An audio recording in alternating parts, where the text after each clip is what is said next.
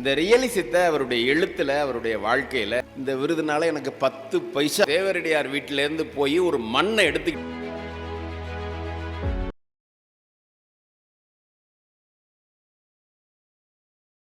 நான் பேச நினைப்பதெல்லாம் நாளுக்கு நாள் கூடும் குறையும், இது எல்லாரும் அறிந்தது. ஆனால் எல்லாரும் அறியாதது, இவரின் கீர்த்தி என்றைக்குமே குறைந்ததில்லை, உயர்ந்தே இருக்கும். புதுக்கோட்டை தமிழ் சங்கத்தினுடைய தலைவர் ஐயா தங்கமூர்த்தி அவர்களை அழைக்கிறோம். நான் முத்துநிலவன் அவர்கள் உள்ளிட்ட இந்த அவைக்கு என்னுடைய வணக்கத்தை நான் பணிவோடு தெரிவித்துக் கொள்கிறேன். இசங்கள் பற்றி ராசி பன்னீர்செல்வம் அவர்களும், அழகனும் அழகிகளும் பற்றி தங்கமூர்த்தியும் விமர்சிக்க வேண்டும் என்று நீலா ஆசைப்பட்டிருக்கிறார். இசங்கள் கொஞ்சம் சிரமமான சப்ஜெக்ட். ஸோ அதை ராசி சார் ரொம்ப எளிமையாக பேசுவார்னு நீலா நினச்சிருக்கலாம். அழகனும் அழகிகளும் அப்படிங்கிற தலைப்பில் உள்ளதை ஒரு அழகனை பேச சொன்னால் நல்லாயிருக்கும் அப்படின்னு நீலா நினச்சிருப்பாங்க. அதனால தான் அவங்க நம்மள்கிட்ட கொடுத்துருக்காங்க. நானும் இந்த 4 மணி நேரமாக அந்த அழகை மெயின்டைன் பண்ணுறேன், கொஞ்சம் சிரமமாக இருந்துச்சு. ஒரு நல்ல நிகழ்வில் நான் ரொம்ப மகிழ்ச்சி அடைந்த ஒரு செய்தி, நீலா அவர்களுடைய வெற்றி எது அப்படின்னு கேட்டால், சென்னையிலேருந்து இந்த நிகழ்ச்சிக்காக வந்து இந்த நூலை பற்றி பேசி பொறுமையாக நிதானமாக இருந்து உரையாற்றிட்டு தன் அன்பை வெளிப்படுத்தி விட்டு போன திரைக்கலைஞர் ரோஹிணி அவர்களுடைய அன்பையும் அவர் மீது வைத்திருக்கிற நல் மரியாதையையும் நினைத்து நான் ரொம்ப பெருமைப்பட்டேன். மாண்புமிகு அமைச்சர், அவர் எவ்வளவு பணிகள் இருக்கும், அவர் ரொம்ப பொறுமையாக வந்து இந்த இசங்கள் பற்றி 2 பேர் பேசியிருக்கிறாங்க. அமைச்சர் ஏற்கனவே ஒரு பெரிய உரை நிகழ்த்தினார் அதை பற்றி. இப்போ ராசி சார் பேசினாங்க. அமைச்சர் வந்து பொறுப்பாக அதை படிச்சுட்டு வந்து இப்போ பொறுமையாக நின்று பேசி அவரும் வாழ்த்திட்டு போயிருக்கிறார். இந்த 40 ஆண்டு கால பயணத்தில், இலக்கிய பயணத்தில் ஒரு எழுத்தாளர் சேகரித்த செல்வம் என்பது இதுதான் அப்படிங்கிறது என்னுடைய கருத்து. ஒரு 15-20 ஆண்டுகளுக்கு முன்னால் என்னுடைய நூல் நகர்மன்றத்தில் வெளியிடுகிற போது நீலா அவர்கள் அந்த நூலை பற்றி பேசினாங்க. பேசுகிறதுக்கு முன்னால் ஒன்று பேசினாங்க. நான் ஒவ்வொரு முறையும் ஆச்சரியமாக பார்ப்பேன், தங்கமூர்த்தி சாருக்கு கோபம் வருமா? தங்கமூர்த்தி சார் என்னைக்காவது அழுக்காக இருந்திருக்கிறாரா? தங்கமூர்த்தி சாருக்கு சளி பிடிக்குமா? ஐஸ்வர்யா ராய்க்கு ஜலதோஷம் பிடிக்குமாங்கிற மாதிரிலாம் அவங்க பேசினாங்க. ரத்திகா அந்த கூட்டத்தில் அவங்க பஸ்ஸில் கேட்டு வந்த பாட்டை பற்றி மேடையில் போட்டு கிளின்னு கிழிச்சாங்க. இப்படிலாம் பாட்டு போடுறாங்க அப்படின்ட்டு பேசினாங்க. அவங்க அந்த பயணத்திலிருந்து அவருடைய பல எழுத்துக்களையும் ஆனந்த விகடன் கவிதைகளையும், அந்த ஆனந்த விகடன் கவிதைகளை நான் தொகுத்த அந்த 100 கவிஞர்களுடைய புத்தகத்திலையும் அதில் நான் குறிப்பிட்டு சொல்லியிருக்கேன். அதில் அதற்கு பிறகு இந்த நூலை நான் வாசிக்கிறப்ப அவருடைய எழுத்து என்பது ஒரு எழுத்தாளனுடைய பயணத்தில் பல்வேறு படிகளை தாண்டி கொண்டே இருக்கணும், மேலே மேலே போகணும். ஆரம்பத்தில் எழுதிய எழுத்துக்கும் பிறகு எழுதப்படுகிற எழுத்துக்கும் ஒரு மெச்சூரிட்டி வந்துக்கிட்டே இருக்கணும். அப்போ அந்த நூலை நான் முழுக்க படிக்கிறப்ப ஒரு பிடிஎஃபாக எடுத்து அதுக்கப்புறம் நான் அதை ஒரு பிரிண்ட் போட்டு தான் படித்தேன். அந்த மெச்சூரிட்டி இந்த புத்தகத்தில் நிறைய இருக்கிறதையும் நான் பார்த்தேன். இந்த புத்தகத்தில் இருக்கிற பல செய்திகளையும் கொஞ்சம் அதிர்ச்சியாகவும் படித்தேன். அண்மையில் கோயம்புத்தூரில் ஒரு புத்தகத்தை பற்றி நான் பேசினேன். அலையாத்தி செந்திலுடைய ஒரு நூலை பற்றி நான் பேசினேன். கோட்டவம் அப்படிங்கிற அவருடைய சிறுகதை தொகுப்பு, ஒரு 5 சிறுகதைகள் அடங்கிய ஒரு தொகுப்பு. அது ஒரு சிறுகதை ஒரு 25 பக்கங்கள் இருக்கும். தில்லை விளாகம்னு இங்கே பக்கத்தில் இருக்குது, நம்ம காவேரி படுகையில் திருத்துறைப்பூண்டி இதற்கு பக்கத்தில் இருக்கிற ஒரு கிராமம். அது காவேரி தாய் கடைசியாய் முத்தமிடுகிற அந்த ஊரை சேர்ந்தவன் நான் அவர் எழுதுகிறார். காவேரி தாய் கடைசியாய் முத்தமிடுகிற தில்லை விளாகத்தை சேர்ந்தவன் நான். அந்த தில்லை விளாகத்தினுடைய மண்ணை, மனிதர்களை, நிலத்தை, அவர்களுடைய மனதின் நுண்ணுணர்வுகளை எல்லாம் கவிழ்த்து கொட்டி தீர்க்க வேண்டிய கடப்பாடு எனக்கு இருக்கிறது என்று அவருடைய முன்னுரையில் அவர் எழுதுவார். அதே மாதிரி ஒவ்வொரு எழுத்தாளனும் தன் சார்ந்த மண்ணை பற்றி, தன் சார்ந்த மக்களை பற்றி இப்படி கொட்டி கவிழ்த்து எழுதிவிட வேண்டிய ஒரு கடமை நிறைய பேருக்கு இருக்குது. நாம் நிறைய பேர் அதை செய்கிறதில்ல. விராலிமலை நமக்கு ஒரு தெரிந்த இடம், நம்ம போகிற இடம், நம்ம அடிக்கடி பார்க்குற இடம். வள்ளி திருமண நாடகத்தை நம்ம பார்க்காத இது இல்லை. எங்கள் வீட்டுக்கு பக்கத்தில் தான் அந்த அண்ணா கலையரங்கம் இருக்கும். அந்த வள்ளி திருமண நாடகத்தை முழுமையாக பார்த்துட்டு இருப்போம். அந்த பெட்டியெல்லாம் வந்து இறங்கும், நாடகக்காரவங்க பெட்டியெல்லாம் வந்து இறங்குறப்பவே நம்மளுடைய ட்ராவல் அவங்களோட ஆரம்பிக்கும். அப்புறம் அவங்க மேடை ஏறுவாங்க. அதில் வந்து அந்த நாடகத்தை பார்க்குறவன் 2 பேர், ஒன்று கவிஞனாவான், இன்னொருத்தையும் எழுத்தாளனாவான், ரைட்டராக மாறிடுவான், சிறுகதை ஆசிரியர், நாவலிஸ்டாக மாறிடுவான். யார் வந்து கவிஞனாக மாறுவான்னா, ஒரு ஆஃப் பார்த்துட்டு வெளியில் போயிடுறவன் கவிஞனாக மாறிடுவான். முழுமையாக பார்த்துட்டு வர்றவன் நாடகத்தை ஒரு ரைட்டராக மாறிடுவான். எப்படி நான் முதல்ல உள்ளதை சொல்கிறேன்னா, நம்ம வள்ளி திருமண நாடகம் உங்களுக்கு எடுத்தவுடனே ஒரு ஹார்மோனிய பெட்டிக்காரர் வாசிப்பார், அப்புறம் ஒரு பஃபூன் காமிக்கு வருவார், அப்புறம் ஒரு டான்ஸ் காமிக்கு வருவாங்க. இந்த பஃபூன் வந்து அப்படிலாம் பேசுனதுக்கப்புறம் படப்பட டங்குன்னு டங்குன்னு அடிப்பாங்க. ஒரு ஸ்க்ரீனுக்கு பாதியிலேருந்து ஒரு டான்ஸ்காரி வந்து ஆடுவாங்க. அதோடு நம்ம பார்ட்டு முடிச்சுட்டு நான்லாம் போயிடுவேன். அப்போ தான் நான் கவிஞன் ஆயிடுறது. முழுமையாக இருந்து அப்புறம் முருகனுடைய ட்ராவலு அவரோடெல்லாம் பார்த்துட்டு அந்த வள்ளி டயலாக்கெல்லாம் பேசி முடிச்சுட்டு கடைசியாக வந்து பார்க்குறவங்க ஒரு பெரிய ரைட்டராக மாறிடுவாங்க. அது இப்போ எப்படி பேராக மாற்றிருச்சுன்னா, குகனை மலர்ந்த குறிஞ்சி மலர் அப்படின்னு அந்த பேரை மாற்றிட்டாங்க. வள்ளி திருமணத்தை நாடகத்து பேரை குகனை மறந்த குறிஞ்சி மலர் அப்படின்னு மாற்றிட்டாங்க. கந்தனின் காதல் மனம், அண்ணன் அதையும் பார்த்துருக்காரு. கந்தனின் காதல் இப்படி தான் இப்போ இருக்கிற இதில் வந்து வள்ளி திருமண நாடகத்தை இப்படி மாற்றி கொண்டு வந்துட்டாங்க. அந்த முருகனுடைய இருக்கிற இடம் அருணகிரிநாதருடைய பாடல் பெற்ற ஸ்தலம் என்று சொல்லப்படுகிற ஒரு விராலிமலை. அந்த விராலிமலை மண்ணினுடைய அதர் சைட் ஆஃப் விராலிமலைன்னு நீங்கள் சொல்லுவாங்க. விராலிமலைக்கு ஒரு முருகன் இங்கேருந்து போனவொன்னே கோபுரம் தெரியும், ஒரு கும்பிடு போட்டு போயிடுவோம். ஒரு அதர் சைட் ஆஃப் அந்த சிட்டி அப்படின்னு சொல்லுவாங்க. அந்த இதனுடைய இன்னொரு முகம், விராலிமலையினுடைய இன்னொரு முகம், அதுதான் விராலிமலையினுடைய ஒரிஜினல் முகம். அதை பற்றி வந்து எப்படி எழுதியிருக்கிறாரு நம்மளுடைய மேனாள் சட்டமன்ற உறுப்பினர் நம்ம கவிச்சுடர் கவிதை பித்தன் வந்து எம்எல்ஏவாக இருந்தார். அப்போ சட்டசபையில் எம்எல்ஏவாக இருக்கிறப்ப, கலைஞர் முதலமைச்சராக இருக்கிறப்ப, இவர் எம்எல்ஏவாக இருக்கிறப்ப, இவர் அந்த தொகுதி விராலிமலை அப்போ தொகுதியாக இருந்துச்சு. அந்த விராலிமலை தொகுதி குளத்தூர் தொகுதியாக இருந்துச்சு. குளத்தூர் தொகுதியில் விராலிமலை வந்துச்சு. அப்போ புதுக்கோட்டை கலெக்டரேட்டில் இருக்கிற மயில்கள் நிறைய இருக்கும், விராலிமலையில் மயில்கள் நிறைய இருக்கும். அந்த மயில்கள் வந்து எங்கே சுற்றினாலும் விராலிமலையில் மயில்கள் இருக்கும். திடீர்னு வேறு வேறு விலங்குகளால் அந்த மயில்கள் வந்து கொத்தப்பட்டு கொதறப்பட்டு அது அங்கங்கே செத்து கிடக்கிற காட்சிகள்லாம் விராலிமலையில் நிறைய இருக்கும். இதை சட்டமன்ற உறுப்பினர் கவனத்துக்கு கொண்டு போனோன்னே சட்டமன்ற உறுப்பினர் அப்போ இருக்கிற சட்டசபையில் பேசுகிறாரு. மரியாதைக்குரிய மாண்புமிகு முதலமைச்சர் அவர்களே, இந்த மாதிரி ஒரு சின்ன கோரிக்கையை வைக்கிறேன். எங்களுடைய தொகுதி குளத்தூர் தொகுதி, அதில் ஒரு விராலிமலை என்கிற பகுதி இருக்குது. அங்கே இருக்கிற மயில்களுக்கு வந்து ஒரு பாதுகாப்பு இல்லாமல் இருக்குது. மயில்கள் சரணாலயம் ஒன்றை விராலிமலையில் நீங்கள் அமைத்து தர வேண்டும் என்று நான் உங்களுக்கு கோரிக்கை வைக்கிறேன்னு வைக்கிறார். இவர் ஒரு நீளமாக கவிதை பிச்சன், உங்களுக்கு கவிச்சுட தெரியும், ஒரு பொயட்டிக்காக எழுதி வைக்கிறார். இடையில பதில் சொல்கிறதுக்கு கலைஞர் வரார். அவர் இப்போ குறிப்பிட்றாரு. என்ன குறிப்பிட்றாரு?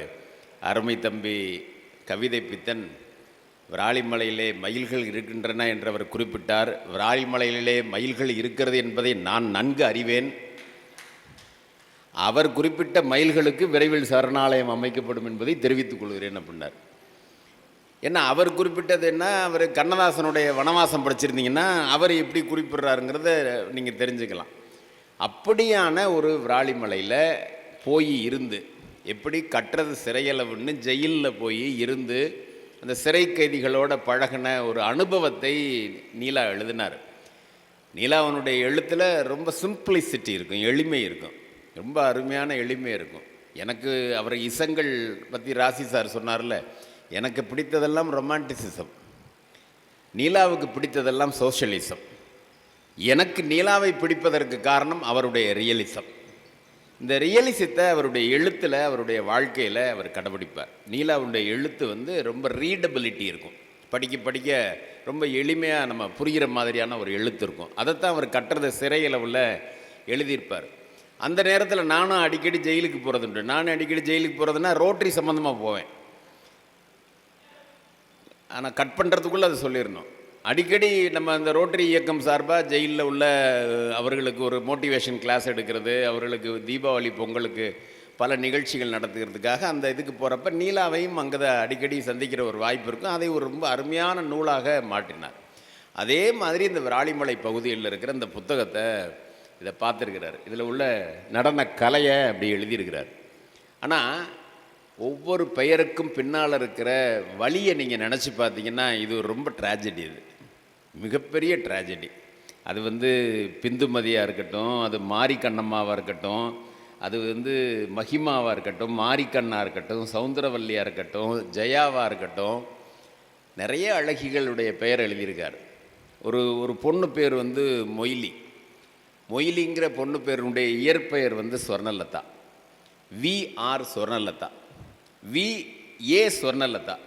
விஏ ஸ்வர்ணலதான்னா விராலிமலை அமிர்தவல்லி ஸ்வர்ணலதா. அப்பா பேர் தானே இனிஷியலாக வரணும். இதுதான் விராலிமலையினுடைய வரலாறு. இது மாதிரி அச்சடிக்கப்பட்ட பல அழைப்புதல்களில் நானே பார்த்துருக்கேன். இன்னாருக்கும் இன்னாருக்குமான பேத்தி பேரன் அப்படி தானே நம்ம போடுவோம். ஒரு அழைப்புதலில் இன்னாருக்கும் இன்னாருக்குமான மகன் வழி பேத்தியும் மகள் வழி பேத்தியுமான இன்னாருடைய திருநிறை செல்வனுமான அப்படின்னு நம்ம போடுவோம். அங்கே அப்படி போட மாட்டாங்க. ஒரு பெண்ணுடைய பெயரை போட்டு இன்னாருடைய மகனுமான மகளுமான அப்படின்னு போடுவாங்க. அப்போ ஒரு ஸ்வர்ணலதாவனுடைய வாழ்க்கை வந்து எப்படி இருக்குன்னா, விஏ ஸ்வர்ணலதா, விராலிமலை அமிர்தவள்ளி மகள் ஸ்வர்ணலதா. அந்த மகளுமே வந்து எப்படின்னு கேட்டால் பிறந்த மகளில் அப்படி போகிற போக்கில் அப்படி எடுத்துக்கிற ஒரு மகள். அப்படித்தான் பிந்துமதியை பாப்பாத்தி அம்மா எடுத்துக்கிட்டாங்க. அந்த பிந்துமதியை பற்றி அழகை அவங்க குறிப்பிடுறப்ப, அந்த பிந்துமதியினுடைய தொன்ம கதைகளை குறிப்பிடுறப்ப, முத்துக்கண்ணம்மா நம்ம பத்மஸ்ரீயினுடைய முத்துக்கண்ணம்மாவை குறிப்பிடுறப்ப, அந்த முத்துக்கண்ணம்மாவனுடைய சதுராட்ட கலையில் அவர் பத்மஸ்ரீ வாங்கினதுக்காக அவருடைய எல்லாத்தையும் குறிப்பிடுறார். அவர் எத்தனை வயதில் அவங்க சதுராட்டம் ஆட வந்தாங்க, 32 தேவரடியார்கள் வாழ்ந்த அந்த ஊரில் கடைசி அந்த லாஸ்ட்டு அந்த 32வது ஆள் தான் முத்துக்கண்ணம்மா. அவங்களுக்கு தான் ஒரு உயரிய இந்தியாவினுடைய விருது கிடைக்கிது.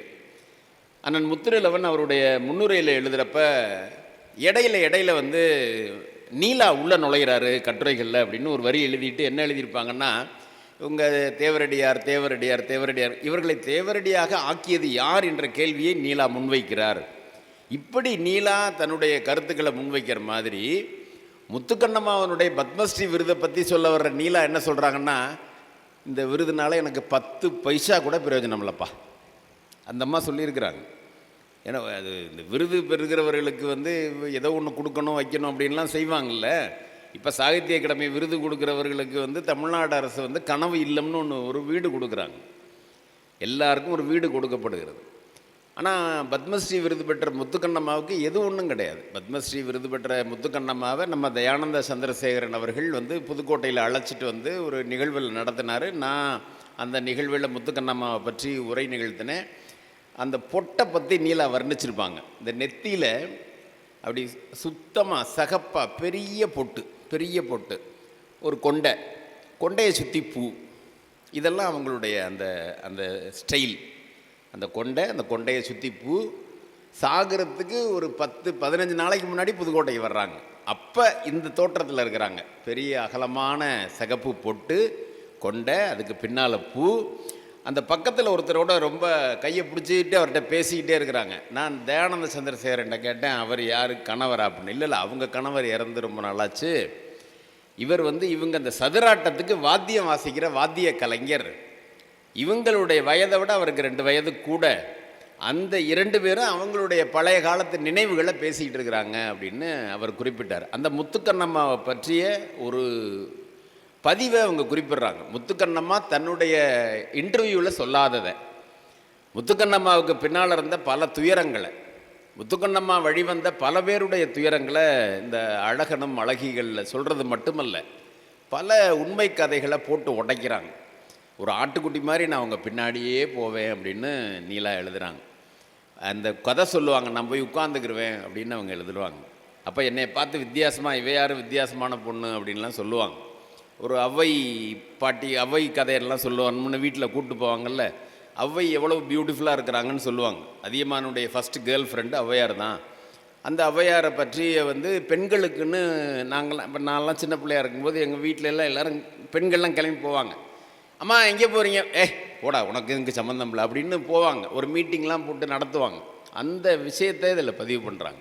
ஏன் நடந்துச்சு, அப்படி எதுக்காக நடந்துச்சு, இவங்களுடைய வாழ்க்கையினுடைய பின்னால் உள்ளது என்ன நடக்குது, இந்த கணிகைகள்லாம் என்ன பண்ணுறாங்க. அந்த முத்துக்கண்ணம்மாள் சொல்கிற பல செய்திகளை சொல்கிறாங்க. அங்கே ஒரு தேர் வந்துச்சுன்னா அந்த தேரை இந்த தேவரடியார்கள் தான் தொட்டு கொடுக்கணும். அந்த தேவரடியார்கள் அங்கே உற்சவம் போகிற உற்சவமூர்த்தி சாமிக்கு என்ன பண்ணணும்னா தேவரடியார்கள் தான் திஷ்டி கழிக்கணும். அங்கே ஏதாவது ஒரு நல்ல காரியம் நடந்துச்சுன்னா தேவரடியார்கள் தான் அது ஆளாக போய் நிற்கணும். ஏதாவது ஒரு ஊர்வலம்லாம் நல்ல காரியத்துக்கு போகிறாங்கன்னா அவங்க எதிரில் வரணும். ஒரு புதிதாக ஒரு மன்னர் போய் பதவி எடுக்கிறான்னா அந்த பதவி எடுக்கிற மன்னனாக பொறுப்பேற்க போகிற அவன் என்ன பண்ணுவான்னா ஒரு தேவரடியார் வீட்டிலேருந்து போய் ஒரு மண்ணை எடுத்துக்கிட்டு தன்னுடைய இடுப்பில் அப்படி தேய்ச்சிக்குவானா. இந்த பழக்கங்கள்லாம் இருந்திருக்குன்னா அந்த தேவரடியார் அப்படிங்கிற ஒரு சொல்லுக்கு எவ்வளோ பெரிய மரியாதை இருந்திருக்கு. இந்த சமூகம் அதை எப்படியெல்லாம் மாற்றியிருக்கு. நாம் என்ன பண்ணுறோன்னா பிறன்மனை நோக்குகிற அல்லது ஒழுக்கம் தவறி இருக்கிற பல பெண்களை இந்த சொல்ல சொல்லி திட்டுறோம். எப்படி ராசி சார் அந்த புத்தகத்தை பற்றி இசங்களை பற்றி சொன்னாரோ, நான் எனக்கு ஏற்படுத்தின இம்பேக்ட் என்னன்னு கேட்டால், இனிமேல் அந்த சொல்ல சொல்லி யாரையாவது திட்டணும்னா மனம் கூசி அப்படியே வெக்கப்பட்டு போயிடுவோம். ஏன்னா அந்த சொல்லுக்கு பின்னால் எவ்வளோ பெரிய வரலாறு இருக்குது, அந்த சொல்லுக்கு பின்னால் எவ்வளவு இருக்குது. புதுக்கோட்டையில் நான் பல கதைகள் கேள்விப்பட்டிருக்கிறேன். எப்படின்னு கேட்டால், புதுக்கோட்டையில் அவர் சொல்கிற அந்த குடுமியான்மலை இசைக்கல்வெட்டை சொல்கிறாரு, கொடும்பாலூர் சிற்பங்களை சொல்கிறாரு, ராஜராஜன் கோயில் சிற்பங்களை சொல்கிறாரு, எல்லா சிற்பங்களையும் சொல்லி வர்றாரு. அதே மாதிரி புதுக்கோட்டையில் இருக்கிற 7ஆம் நூற்றாண்டில் இருக்கிற பிரகதம்பால் கோயில் சிற்பங்களும் அந்த சிற்பங்களில் ஒன்று. இந்த பிரகதம்பால் கோயிலுக்கு போனீங்கன்னா இந்த காலில் இருக்கிற சலங்கையில் இருக்கிற மணிகள்லாம் இருக்கிறல்ல, இந்த மணிகளை கல்லிலேயே ஒரு சிற்பத்தில் வடிச்சிருப்பாங்க. அது பிரகதம்பால் கோயிலில் 7ஆம் நூற்றாண்டு கோயிலில் இருக்குது. அப்போ இந்த நடனத்துக்கு முக்கியத்துவம் கொடுத்துருக்காங்க. மன்னர் இந்த கோயிலிலிருந்து புறப்பட்டு போவார், திருக்கோர்ண வழியாக போவார். இந்த திருக்கோர்ண வழியாக அந்த மன்னர் போகிறப்ப நான் செவி வழி கேட்ட கதைகளை சொல்கிறேன். முன்னால் போவாங்க இந்த பெண்கள், அழகான பெண்கள்லாம் முன்னால் நடனமாடிக்கிட்டே போவாங்க. அப்போ எதுக்கு நடனமாடிட்டு போவாங்கன்னா தெய்வத்தை வரவேற்று கூட்டிகிட்டு போவாங்க. தெய்வத்தை வரவேற்று இப்போல்லாம் விஐபிஸ் வந்தாங்கன்னா குழந்தைங்களை முன்னால் நிற்க வச்சு பூ போட சொல்கிறோம் இல்லையா, அது மாதிரி இது மாதிரியாக இருக்கிற பெண்களை பூரா தேவதாசி பெண்களாக இருக்கிறவர்கள் என்று சொல்லப்படுகிற பல பேரை முன்னால் நிற்க வச்சு நடனம் ஆடி அங்கே இருக்கிற கடவுள் போய் முன்னால் மன்னர் நடந்தே போவார். நடந்து போகிறப்ப என்ன பண்ணுவார்னா அதில் ரொம்ப நாளாக இருக்கிறவங்களுக்கு நிலங்களை கொடுக்கறது வழக்கம் இருந்திருக்கு. அது வழக்கம் இருந்திருக்குங்கிறது எப்படி உண்மைன்னு கேட்டிங்கன்னா, அங்கே இருக்கிற பல வீடுகளில் இருக்கிற டாக்குமெண்ட்டு மன்னருடைய டாக்குமெண்ட்டாக இருக்கும். இன்னும் அந்த டாக்குமெண்ட்டுடைய பேரண்டல் டாக்குமெண்ட்டு நீங்கள் கேட்டு போய் பார்த்தீங்கன்னா மன்னருடைய பேரண்டல் டாக்குமெண்ட்டு தான் அதில் இருக்கும். இது இங்கே இன்றளவும் அது அது அது இருந்துச்சு. அது இப்போ அதெல்லாம் நடந்ததுக்கான ஆதாரங்கள் அது இருக்குது. அந்த மன்னரை பற்றியும் அவர் குறிப்பிடுறாரு. அந்த மன்னர் என்ன, அந்த மன்னர் சுருட்டு சம்பந்தமாக சுருட்டெல்லாம் வச்சு ஏண்டா கூப்பிட்ற என்ன ஒரு மன்னர் சத்தம் போட்டிருக்கிறார். அப்புறம் மன்னர் கனவுல ஏதோ சாமி மிரட்டுனுச்சு அப்படின்னு சொல்லிட்டு மறுபடியும் சுருட்டை வைக்க சொல்லிட்டாங்க. ஏன்னா விராலிமலையில் உள்ள முருகனுக்கு சுருட்டு வச்சு சாமியை மூடுவாங்க. ஒரு திடீர்னு ஒரு நாள் வந்தப்போ ஒரு சுருட்டு ஒருத்தர் சாப்பிட்டாரு, இன்னொருத்தருக்கு அந்த இடத்துக்கு போக தெரியல, பக்கத்தில் உள்ளவர் பக்கத்தில் நின்னார், அவருக்கு ஒரு சுருட்டை கொடுத்தாரு, அவரும் ஒரு சுருட்டை பற்ற வச்சுக்கிட்டே போனார். அவர் போயிட்டு இதான் முருகன் இருக்கிற இடம்னு காமிச்சார். கொஞ்சம் நேரத்தில் பார்த்தா முருகனை காணோம். எங்கேன்னு பார்த்தா சுருட்டு மட்டும் இருக்குது. இந்த சுருட்டு எதுன்னா அங்கே கொடுத்தார்ல, அப்போ இவர் பற்ற வச்சார்ல, அந்த சுருட்டு எங்கே இருக்குது. அப்போ ஒரு சுருட்டுக்கு ஒரு வரலாறை கொடுத்து அந்த இன்னமும் இந்த சுருட்டை வச்சு அங்கே வழிபடுற ஒரு விஷயம் விராலிமலையில் இருக்குது. அதே மாதிரி விராலிமலையில் போய் அந்த கதைகளை நீலா கேட்கறது மட்டுமல்ல, ஒரு எழுத்தாளனுடைய கடமை. இங்கே சிந்தனையிலிருந்து மூளையிலிருந்து தோன்றுகிற ஒரு விஷயம், மனதிலிருந்து தோன்றுகிற ஒரு விஷயம். மனம்ங்கிறது மனம்னுடைய எண்ணங்களை அவங்க எழுத்தாக பதிவு பண்ணுவாங்க. ஆனால் பிரெயின் சொல்லுது இதனுடைய உண்மைத்தன்மை என்ன. விராலிமலையில் இருக்கிற கடையில் இருக்கிற பக்கத்தில் இருக்கிற ஒரு பாய் ஒருத்தர் கடை வச்சிருக்கிறாரு, வெத்தலைபாக்கு கடை. அந்த பாய்கிட்ட போய் உண்மைத்தன்மை கதை என்னன்னு கேட்டு அந்த குறிப்பு எடுத்து அந்த குறிப்பு அந்த நூலில் போட்டிருக்கிறாங்க நீலா. அதே மாதிரி ஒருத்தர் சொல்கிறாங்க செங்கமலம் எங்கே இருக்கிறாங்க, திருச்சிக்கு பக்கத்தில் மார்க்கெட் பகுதியில் ஒரு வீடு இருக்குது, அங்கே போங்க அப்படிங்கிறாங்க. இவங்க அங்கே போயிட்டாங்க. அங்கே போனோன்னா நீங்கள் யார், நீங்கள் எழுத்தாளர், நான் வந்திருக்கேன், ஒரு டான்ஸை நீங்கள் பண்ணித்தர முடியுமா, எனக்கு நான் ஆடலாமா, நான் பார்க்கலாமா, இல்லை இப்போ தான் முடித்தேன், எனக்கு இன்னுமே அது முடியாது, நாளைக்கு தான் வரலாம், பிள்ளைங்கள்லாம் நாளைக்கு வருவாங்கன்ட்டு போங்க அப்படிங்கிறாங்க. இவங்க போயிட்டு அடுத்த நாள் மறுபடியும் அவங்க சொன்ன தேதிக்கு கொஞ்சம் டயத்துக்கு முன்னாலே போய் உட்காந்து அதை பார்க்குறாங்க. அப்போ ஒரு எழுத்தாளருடைய பங்கு என்ன அப்படிங்கிறத வந்து ரொம்ப அருமையாக அந்த நூலில் ஒவ்வொருத்தரையாக எழுதிக்கிட்டு வர்றாங்க. முத்தம்மாள் யார், ஜெயாங்கிறது யார், ஜெயாவை பற்றி சொல்லிக்கிட்டே வந்துட்டு கடைசி ஒரு லைனில் வந்து சிறுகதை எழுத்தாளராக மாதிரி ஜெயா மறுநாள் இறந்து போய்விட்டாள் அப்படின்னு எழுதுவாங்க. அந்த கூடவே ஜெயாங்கிறவங்க சொல்லிக்கிட்டே வருவாங்க, எல்லா கதைகளையும் கூடவே வருவாங்க அவங்க கூட. அப்போ நிறைய கேரக்டரை போய் பார்த்து அவங்களுடைய வரலாறு தெரிஞ்சுக்கிட்டு அதனுடைய பரதத்துக்கு முன்னால் இருக்கிற சதுராட்டத்தினுடைய எல்லா விஷயங்களையும் தெரிஞ்சு அந்த சொற்களை பூரா இதில் எழுதி அதில் இருக்கிற வரலாறை இப்படிலாம் எழுதி அதில் ரொம்ப பிந்துமதியினுடைய வரலாற்று பின்னணியெல்லாம் ஒரு புனைவு கலந்து எழுதியிருப்பாங்க. ஒரு ராஜா வருவார், அந்த ராஜா வந்து உட்காந்து இவங்க பாட்டெல்லாம் பாடுவாங்க. பிந்துமதி பேரழகி, பிந்துமதி வந்து பேரழகி, இன்னொரு முத்து பழனின்னு இருக்கிறாங்க, அவங்கெல்லாம் தாசிகளின் ராஜதாசி அப்படிங்கிறாங்க. நம்ம மதுவை வந்து ராஜ திரவம்புறாங்கல்ல, அது மாதிரி அது ராஜதாசி அப்படிம்பாங்க. அவ்வளவு அழகாக இருப்பாங்களாம் இந்த பிந்துமதியே, அவ்வளவு அழகாக இருப்பாங்களாம். மன்னர்கள்லாம் சிற்றரசர்கள் பூரா அங்கேருந்து வண்டியை கட்டிக்கிட்டு வந்துடுவாங்க, வந்து உட்காந்து பேசுவாங்க. இந்தம்மா அப்படியெல்லாம் சாதாரணமாக அப்பாயின்மெண்ட்டு கொடுத்துறாது. என்ன பண்ணோம், ஒரு பாட்டை சொல்லி அது விளக்கம் கேட்கும், ஒரு கதையை சொல்லி ஒரு விளக்கம் கேட்கும், ஒரு விடுகதை சொல்லி ஒரு விளக்கம் கேட்டுங்க. அதை ஆன்சர் பண்ணால் தான் அவங்கள கன்சிடரே பண்ணோம். இந்த அம்மாவனுடைய பிரெயின் பவருக்கு இது கேட்குற கேள்விக்கு அவனால் ஆன்சர் பண்ண முடியாது. ஒருத்தன் பிந்துமதியை அதாவது ஒரு சிற்றரசர் வந்துக்கிட்டே இருக்கான், அவனால் பண்ண முடியல. இது ஒரு பாட்டை சொல்கிறாங்க இவங்க, இவன் ஒரு ட்ரெயின் பண்ணி இவனுக்கு பாட்டு வரல சிற்றரசருக்கு. உடனே குதிரை வண்டிக்காரனுக்கு கொஞ்சம் பாட்டு தெரியுது. குதிரை வண்டிக்காரன்ட்ட வந்து எழுதி வாங்கி கவிதையை மண்டபத்திலேருந்து எழுதி வாங்கிட்டு வர்றோம்ல, அது மாதிரி எழுதி வாங்கி மனப்பாடம் பண்ணி ரொம்ப ட்ரெயின் பண்ணி ரொம்ப ஸ்ட்ரிக்டாக இருக்கார். மக்களை பற்றியெல்லாம் கவலைப்படவர். இந்த பாட்டை மனப்பாடம் பண்ணுறதுல இந்த சிற்றரசர் ரொம்ப தெளிவாக இருந்து மனப்பாடம் பண்ணி வந்திருக்கிறாரு, பாட்டை பாடியிருக்கிறாரு, அதுக்கு விளக்கம் கேட்டிருக்கிறாங்க, கொடுத்துருக்கிறாரு. நீ உயிர் எழுத்து, நான் மெய் எழுத்து, மெய்யும் உயிரும் சேர்ந்தாதான் ஒரு தமிழ் வருங்கிற மாதிரி நம்ம ரெண்டு பேரும் வருவோம்லான்னு சொன்னோடனே இந்த அம்மாவுக்கு கொஞ்சம் பார்க்கலாம், என்னுடைய கதவுகள் இல்ல கதவுகள் உங்களுக்கு இன்றையும் திறந்தே இருக்கும் அப்படின்னா ஒரு சில நாள் கழித்து மறுபடியும் ஏகப்பட்ட சீர்வரிசைகளோடு வர்றாரு. அப்படியே பரப்பி வச்சிருக்கிறார், பரப்பி வச்சு அப்படியே மெய் சிலுத்து போயிட்டார். அவங்க வந்து ஏற்றுக்கிட்டாங்க அப்படின்ட்டு போகிறாரு. அது அந்த அம்மா என்ன சொல்கிறாங்கன்னா, இந்த ஒப்பனை பண்ணிட்டு வரேன்ட்டு உள்ளே போகிறாங்க. ஒப்பனை பண்ண உள்ளே போன ஆள் வரல. சிற்றரசர் இப்படியே பார்த்து பார்த்து ஏங்குறாரு. அவ்வளவு சீர்வரிசை, பொண்ணு பொருள், விலை மதிக்க முடியாத ஆபரணங்கள்லாம் வச்சு சீர்வரிசையில் உட்காந்துருக்கிறார். போய் கதவை திறந்து போகிறாங்க. வடிவேல் ஒரு படத்தில் ஓப்பன் பண்ணுற மாதிரி ஒன்றத்தையும் காணோம். இங்கேடா அந்த அம்மாவை காணோம் அப்படின்னு சொல்லிட்டு அதிர்ச்சி ஆகி போயிட்டு வாசலில் வந்து பார்க்குறாரு, குதிரை வண்டிக்காரனையும் காணோம். யார் கவிதை எழுதி கொடுத்தான்ல அவனையும் காணோம். அந்த அம்மாவுக்கு தெரிஞ்சிருக்கு யார் கவிதை எழுதி கொடுக்குறான்னு. இந்த குதிரை வண்டிக்காரன் தான் முக்கண்ணனுடைய மகன் அப்படிங்கிறத அந்த இதில் சொல்கிறாங்க அப்படின்னு இவங்க எழுதுகிறாங்க. அதை மட்டுமல்ல, இந்த வள்ளிங்கிறவங்க எந்த நூற்றாண்டு, 5ஆம் நூற்றாண்டு வரைக்கும் வள்ளி தான் இருந்துச்சு, தெய்வ யானை இல்லை. அதே மாதிரி 5ஆம் நூற்றாண்டு வரைக்கும் கடுவன் இளவையினார் அப்படிங்கிற ஒரு புலவர் தான் வந்து சிவனுடைய மகன் தான் முருகன் அப்படின்னு போட்டிருக்காரு. அப்போ ஒரு புலவர் தான் அந்த கதையை சொல்லியிருக்கிறாரு. கரெக்டாக தான் சொல்லியிருக்கிறார் கண்ணதாசன், பொய்யிலே பிறந்து பொய்யிலே வளர்ந்த புலவர் பெருமானே அப்படின்னு. ஒரு புலவர் தான் அந்த மேட்ரை வந்து அன்னைக்கு சொல்லியிருக்கிறார். இவ்வளவு விஷயங்களையும், இதை நான் சொல்கிறது விஷயம் எவ்வளவு இருக்குது, ஒரு பெரிய நாவல் மாதிரி வர வேண்டிய ஒரு விஷயத்தை அழகாக 3 பக்கத்தில் சுருக்கமாக வந்து எழுதியிருக்கிறாங்க.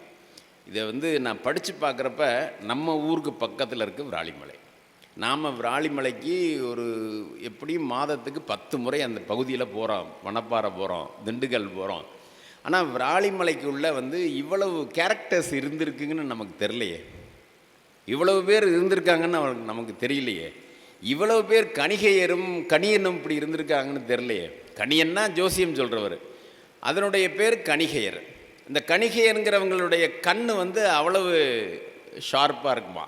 என்ன ஷார்ப்பாக இருக்குமா, ஒரு அந்த பெண்களை பார்க்க வருகிறவர்களுடைய ஆடவர்களுடைய பார்க்கும்போதே ஒருத்தன் முகரையை பார்த்தா இவன் பாக்கெட்டில் எவ்வளோ இருக்குன்னு கண்டுபிடிச்சிருவாங்களாம். அந்த ஒரு அறிவு கூர்மை அவங்கள்ட்ட இருக்கிற மாதிரி உள்ளவங்க தான் அந்த கணிகையருங்கிற பல செய்திகளை இந்த புத்தகத்தில் அவங்க எழுதுகிறாங்க. ரொம்ப தீவிரமாக ஆராய்ஞ்சு ஒரு நூல் விமர்சனம் செய்ய வேண்டிய ஒரு அருமையான ஒரு நூல். இதில் இன்னும் உழைக்க வேண்டிய, இன்னும் எழுத வேண்டிய பல செய்திகள் இருக்கிறதா நான் நினைக்கிறேன். என்ன வெறும் கேரக்டர் மட்டும் இதில் இல்லை, இதை தொடர்ந்து இன்னும் பெரிய நூலாக வர வேண்டிய படைப்பு இருக்குது. அவர் பாதி தான் எழுதியிருக்கணும் அப்படின்னு நினைக்கிறேன், இன்னும் பாதி வச்சிருப்பார் அப்படின்னு நினைக்கிறேன். அதையெல்லாம் சேர்ந்து எழுத வேண்டிய ஒரு அருமையான ஒரு நூல். ஒரு மனிதரிடம் கேட்டு பெற்று எழுதப்பட்டு புனைவு சற்று கலந்து எழுதப்பட்டு இருக்கிற ஒரு உண்மையான ஒரு வரலாறை எப்படி 32 தேவரடியார்கள் இருந்தார்கள் அப்படிங்கிற அந்த பரம்பரை வரலாறெல்லாம் எடுத்து மிக அழகான கோர்வையாக ஒரு நூலாக்கி இருக்கிறார் நீலா. நீலாவினுடைய நூல்களில் அதிமுக்கியமான நூல் இந்த நூல் அப்படின்னு நான் நினைக்கிறேன். எப்படி இசங்களை எளிமையாக சொல்லி கொடுத்தாருன்னு ராசி சார் சொன்னாரோ, இது ரொம்ப கனமான நூல். இது அந்த கனமான நூல்னால் அந்த நூலுக்கு பின்னணியில் இருக்கிற அவருடைய உழைப்பு ரொம்ப அபரிமிதமான உழைப்பு. அவருடைய எழுத்து ரொம்ப இயல்பான ஒரு மொழி நடையில் இருக்கிற எழுத்து. அப்படிப்பட்ட ஒரு நாம் வாழ்கிற காலத்தில் இருக்கிற மனிதர்களை பற்றிய இன்னொரு முகத்தை நமக்கு தெரிவிக்கிற ஒரு வழி நிறைந்த நூலாக அந்த நூலை நான் பார்க்கிறேன். இதை எழுதுகிற நீலா அவர்களுக்கு என்னுடைய மனம் நிறைந்த நன்றிகளை, வாழ்த்துக்களை தெரிவிக்கிறேன். வணக்கம்.